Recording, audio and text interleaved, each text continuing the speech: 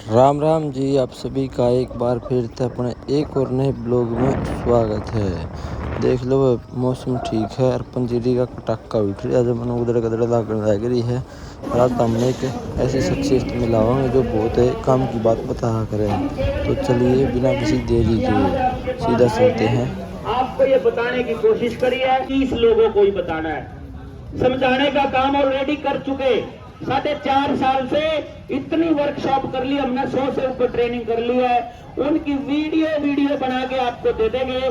चौपाल में जैसे यहाँ प्रोजेक्टर लगाओ, पर्दा लगाओ और सामने 2 घंटे 3 घंटे चला दो बस। इतना काम तो बड़ा मुश्किल नहीं है ना, बताओ जी। गांव में अगर 4-10 चौपाल है, 4-5 चौपाल है, तो 4-5 चौपाल में चला दो एक एलईडी लगा के या पर्दा लगा के।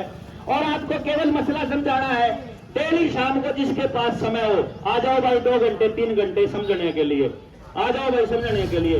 जिसका जब टाइम हो, कोई 10 मिनट की सुना, कोई 15 मिनट की सुना, किसी का कोई बात समझ में आ जाए, किसी का कोई बात समझ में आ जाए।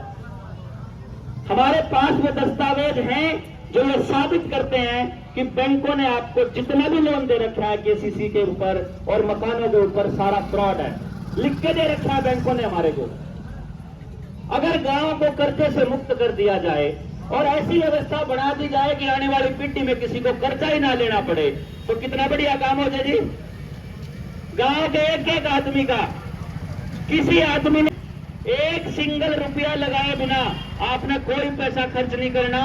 आपके गांव के सारा कर्जा उतारने की जिम्मेदारी जनता सरकार में उठा लेगा, सारा का सारा कर्जा। लेकिन सबका बिना समझौनी कर रहा है। कैसे बैंकिंग वाले फ्रॉड कर रहे हैं। सिसाए गांव में कितने भाई एक एक्सपेरिमेंट करने के लिए तैयार है? अगर मैं कुछ बात कहूं तो कोई हाथ खड़ा करेगा? कोई है? 1 2 3 4 5 6 7 8 9 10 11 12, ये 12 लोग और भी लोग हैं। अगर 4 हो जाए, एक काम कर लो आप, मेरे कहे थे बहुत ज्यादा नहीं करना। आपके गांव में बैंक है? आज बैंक है? एक ये 10 रुपए का नोट लेना है, बस एक नोट आपके घर में होगा। 10 रुपए का नोट लेना है, इसकी फोटो कॉपी अपने घर पर लेनी है। एक एप्लीकेशन लिखनी है बैंक के नाम, आरबीआई के नाम, और बैंक में जमा करनी थ्रू प्रॉपर चैनल आमतौर पर जमा कर रहे। गवर्नर ने साइन कर रखा है इसके ऊपर। एक वादा है, एक एफिडेविट है गवर्नर का देश की जनता के नाम कि मैं धारक को 10 रुपए अदा करने का वचन। धारक का मतलब जिसके पास भी 10 का नोट होगा, मैं उसको 10 रुपए देने के लिए बाध्य हूं। बैंक में जाकर सिर्फ ये 10 रुपया और एक एप्लीकेशन देनी है कि मुझे मेरे 10 रुपये चाहिए।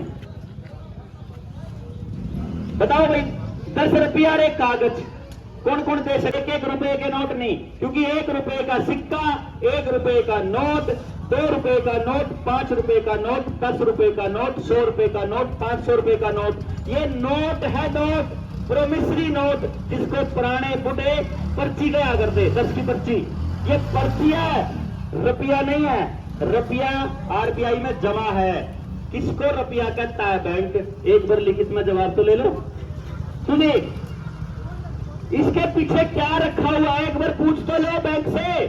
अगर इसके पीछे कुछ रखा नहीं हुआ तो ये केस होता है, एक बार पता तो कर लो। करना चाहते हैं, हमने जो ट्रेनिंग करवा रखी है पहले अपने साथियों को, वह ट्रेनिंग घरा बैठे कौन कौन कर सका है? घरा बैठे कितने नहीं जाना है बताओ? अपने मोबाइल के जरिए कौन कौन करना चाहेगा? कर सको, घरा बैठे कर लो। जिन्हें करना हो भाई, यो आशीष रहा कित गया, जो आशीष रहा, इस पर तो वह ट्रेनिंग मांग लियो कि भाई वह ट्रेनिंग दे दो। मैंने केस होता है वो पहले समझ ला। उसके बाद आपके गांव में जो लोग अपने गांव पे काम करना चाहते हैं, उन 10-20 लोगों की मीटिंग करने में आ जाऊंगा। 10-20 लोग बस, खाली भीड़ नहीं, पब्लिक नहीं, समझे हुए लोग जो समझना चाहते हैं और जिसके दिमाग में और डाउट है कि भाई यह चीज क्यों कर होगी, यह चीज कैसे होगी, आप इसको कैसे करेंगे, जिनका नहीं समझना हो वह अगली मीटिंग में आ जाऊंगा, मैं फिर आ जाऊंगा। और जो साथी आपके जैसे और लोग हैं जो गांव में और हैं, समझना चाहते हैं, वह भी उस मीटिंग में आ चुके हैं। लेकिन सिर्फ वो जो जानना चाहते हैं। सिंपल भाषण देने का समय अब जा लिया। भाषण दे के पीछे लगाना हमारा मकसद नहीं है। हमारा मकसद है कि गांव का एक एक आदमी इतनी समझ से भर जाए कि उसको अपने बच्चों की अगली पीढ़ियों की बर्बादी एक बार दिखने लग जाए कि आने वाले समय में ये तैयारी चल रही है उनकी, और उससे बचने के लिए अपनी तैयारी करना चालू कर दे। बस यह इच्छा है, यह तमन्ना है कि मैंने नहीं पता किस गांव का बिगड़ा है बालक मेरे बालक का तलवार मार जाए, बंदूक मार जाए, गोली मार जाए या नशा दे जाए, मैंने नहीं पता। इसलिए मेरे लिए ये मजबूरी है कि मैं हंसे अच्छा समाज मिले जैसा मुझे मिला था। मुझे जो समाज मिला था वो बहुत शानदार था। मेरे टाइम पर जब मैं छोटा था, रोटिया के टाइम पर मैं किसी घर में आया कोई टेंशन नहीं थी। हमारी माँ बहन हमारी बहन है 9 बजे 11 बजे कितना में तैयार जाया करती है, इसलिए कोई खतरा कौन था। गांव में दूसरे मोहल्ले में हो, कितने दूसरे पाने में कितने गीत चल रहे हो, कोई चल रहे हो, कोई दिक्कत नहीं है। वो नुगा करते टॉयलेट को ना था, घरे लैट्रिन कर बाहर जाया करती लेकिन सेफ रहा करती। गांव की बेटी सबकी बेटी आया करती, तो किसी ने खतरा कौन होता भाई बेटिया की इज्जत तो कोई गांव का आदमी हाथ डाल देगा। गांव में ब्याह तो इससे होना शुरू हो, गांव का नाश तो ही होना शुरू हुआ है। आप इस कल्चर को बचा सके है सिर्फ अगली पीढ़ी के कुछ युवा नौजवान मोबाइल से इंस्टाग्राम से बाहर निकल कर जब सच्चाई देखने लगेंगे।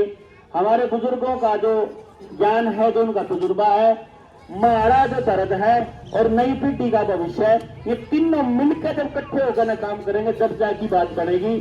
और इसके लिए लंबा प्रयास करना पड़ेगा। मैं नहीं मान के चलू हूं, आज अगर आपके दिमाग में कोई किसी बात का बीज डाल कर जा रहा हूं तो उसको अंकुरित होने में 3 साल का समय मान के चलूं। तो मैं इस बात को मान के आप भी चलना कि अगर 3 साल तक सिसाए गांव में कोई और बड़ी गतिविधि ना हो है तो न्यू मत मानियो कि गांव वाला का समझ में कौन आया। क्योंकि गांव में किसान, आप तो सब किसान परिवार से हैं, बीज गिर रहा है खेत में, रोज की रोज खोद के थोड़ा देखेंगे कितना गोया है। वो बीज के अंदर ऊपर नहीं आया जमीन तो ऊपर, इसका मतलब ये थोड़ा है कि नीचे भी कुछ नहीं चल रहा। बीज के अंदर तो घटित हो रहा है ना, बीज के अंदर तो काम चल रहा है, वो एक दिन जमीन पाड़ कर जरूर निकलेगा। तो आज जो आप प्रयास करने लग रहे हैं, एक दिन अपना गांव राम इसने समझेगा, इस उम्मीद में है। तो जो साथी इस पे काम करना चाहेंगे गांव वाले, वह इस पे मिलेंगे भाई। जो जबरदस्ती किसी के ऊपर नहीं है। जिस भाई ने न्यू लगा एक बार मैं कर सकूं थोड़ा बहुत, आधा घंटा 1 घंटा अपने गांव अपने परिवार के लिए, वो अपना कर लेंगे। बाकी जो दूसरे हैं वह अपना जन देना, अपना कहेंगे, अपना पाछा झड़ देना भाई ठीक है बात तो, पर होता कुछ नहीं, वह अपना न्यू गंदे लिख लियो, कोई दिक्कत को नहीं है किसी चीज पे। जो साथ दे उसका भी भला, जो ना दे उसका भी भला, जो विरोध करे उसका भी भला, क्योंकि वही आपने हमारी गलती बतावा है। वही चीजें से कर रहे हैं, प्रयास ईमानदारी से कर रहे हैं। कोशिश का कितना असर होगा कितना नहीं कुछ नहीं पता। बाकी किताब तो जिन्हें जरूरत होगी फिर ले लेंगे, कोई दिक्कत को नहीं है। किताब बेचन थोड़ा रहे हम, बाकी कैथल में भी रखेंगे ट्रेनिंग। ये वाली ट्रेनिंग 24-25 साड़ी अभी हम पोस्टपोन कर रहे हैं, इसको आगे लेके जाएंगे। आगे मैं तो ट्रेनिंग में चाहूँ कि सिसाई में कर लिया एक ट्रेनिंग, जहाँ अगर यहाँ 10-20 साथी अपने जन सही नाम लिखवाओगे, जहाँ खड़े हो जाओगे तो काम के काम में ही नहीं कर लेंगे कि आपने कितने बार जाने की जरूरत है। इतना बड़ा काम रहे आज है आड़े, इतना बड़ा संख्या आ सकता है। तो आप सारे लोग इतनी देर से खड़े भी हैं, बैठे भी हैं, आपका बहुत बहुत शुक्रिया। जय हिंद, जय भारत, जय जवाहर। बहुत बहुत धन्यवाद डॉक्टर साहब, आपकी बताई बात उम्मीद है कि सबका समझ में भी आई होगी। क्योंकि एक कहावत सुनते आवा, अब गांव राम होया करे, वो राम नून एक भाई और घनी सी भीड़ हो और मैं सारे मिलकर अपनी अपनी ताकत लगाओ और आप उस ताकत में राम खंड हो। वो गांव राम इसलिए है क्योंकि गांव की अपनी एक व्यवस्था है, उसमें सारी जात के सारी बिरादरियां के लोग रहे हैं, सबके अपने अपने काम और काम के हिसाब से पूरे गांव की एक व्यवस्था जिसने राम को है। तो आपने अपना वक्तव्य रखा, आपका इसके लिए बहुत धन्यवाद। पहुंचे हैं उनका दिल की गहराइयों से धन्यवाद करता हूँ पूरे छत्तीसगढ़ के भाईचारे की ओर से। और हम डॉक्टर साहब का एक सदर से मान सम्मान करते हैं, अपने गुजरे गांव और डॉक्टर साहब का मान सम्मान करें। आशीष दलाल पत्रकार का और डॉक्टर देवेंद्र का छत्ती बिरादरी की ओर से मान सम्मान करते हैं चादर भेंट करके।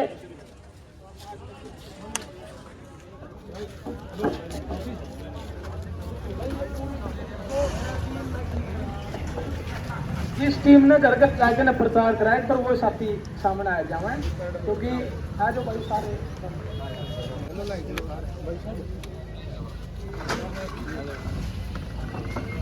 ठीक है जी, बहुत बहुत धन्यवाद।